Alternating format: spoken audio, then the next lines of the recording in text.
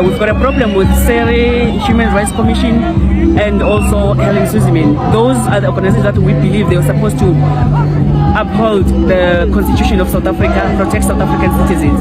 But we feel like they're doing the opposite right now. So they are actually using our constitutions against us. They are taking us to court. They are very quiet about the injustices that are happening to South Africans. They are very quick to jump in when something is happening something they feel it's unfair. It does not favor illegal foreigners. Their job is to make sure that they put South Africans first. We've got so many instances when South Africans were being treated unfairly by these illegal foreigners. We've never seen any of them. We've got kids that are dying. We've got kids that are being raped. We've got women that are being trafficked. We've got drugs on the streets everywhere. We don't see any of these organizations coming forward. Now what we are seeing organizations that are defending foreigners, worse foreigners that are not properly documented. So we have a problem with that. They've been taking even our government to courts and other South African political parties. They've been taking them to court, for the sake of furthering or rather protecting, defending the interest of the foreigners. Unimplemented commissions and political turmoil in South Africa revealed. South Africa finds itself at a perilous crossroads, with recent revelations casting doubt on the integrity of the nation's security institutions. A series of state commissions, established over the years to investigate scandals and security lapses, have painted a troubling picture, a ticking time bomb poised to destabilize the country further. Since the dawn of democracy, South Africa's parliamentary and judicial commissions have played a critical role in addressing public controversies.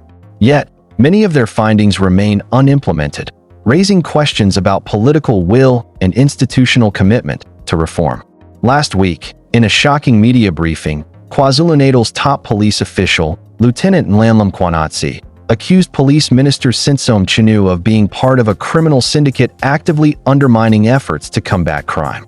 Mkhwanatsi's allegations come amid persistent concerns over policing deficiencies, illegal border crossings, unchecked immigration, and organized crime issues that threaten national security.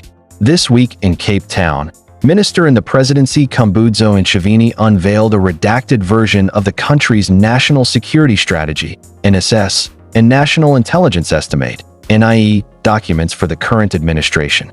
She warned of one of the risks being a potential coup d'état, asserting that measures are in place to mitigate such threats. The government has identified the risk of a coup d'état and taken steps to prevent it, Ntshavheni declared. We have men and women in our defense and police services working tirelessly for the greater good of this country. However, critics argue that these reassurances mask deeper systemic issues. Several commissions have previously highlighted alarming deficiencies within South Africa's security sector. The Mufamadi Commission, officially known as the High-Level Review Panel on the State Security Agency, revealed a disturbing trend in the intelligence community. It has shifted towards a narrow, politically motivated security focus, diverging from constitutional principles. The panel recommended overhauling the intelligence framework, citing political malpractices, factionalism, and disregard for legal mandates. Similarly, the Farlam Commission, established after the Marikana massacre, recommended reforms in police crowd management, public order policing, and accountability measures. Yet, years later, many of these recommendations remain unimplemented. Dr. Mpumelelo Breakfast, a political analyst, emphasized the importance of acting on these findings. If these recommendations had been implemented, they could have served as effective deterrents against corruption and insecurity, he said. The public must stay vigilant and demand oversight to protect our resources and ensure accountability. From a legal standpoint, commissions serve as vital platforms for issue ventilation beyond the scope of courts. Political analyst Dr. Reniva Fourie stated, "Commissions provide a broader remit than courts, allowing for purpose-built investigations. They are against political interference, especially for institutions like the National Prosecuting Authority." However, Fourie cautioned that evidence gathered through commissions does not automatically become admissible in court, often requiring further judicial processes.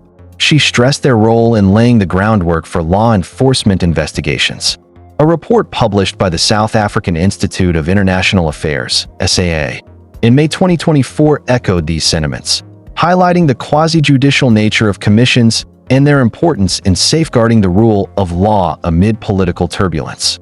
On Thursday, the Walter and Albertina Sisulu Foundation sharply criticized Ntshavheni's recent remarks about coup risks, calling her statements deeply irresponsible and reckless. The foundation accused her of fear-mongering, especially in the context of President Cyril Ramaphosa's recent actions, including placing Minister Mchunu on leave amid allegations of political interference. Such claims without evidence are dangerous, the foundation stated. They exacerbate political tensions and threaten national stability. As South Africa grapples with these complex security challenges, Fourie warned, without decisive reform and genuine oversight, South Africa's security institutions risk becoming instruments of division rather than protection. The country's future depends on it. Like and subscribe for more. Thanks.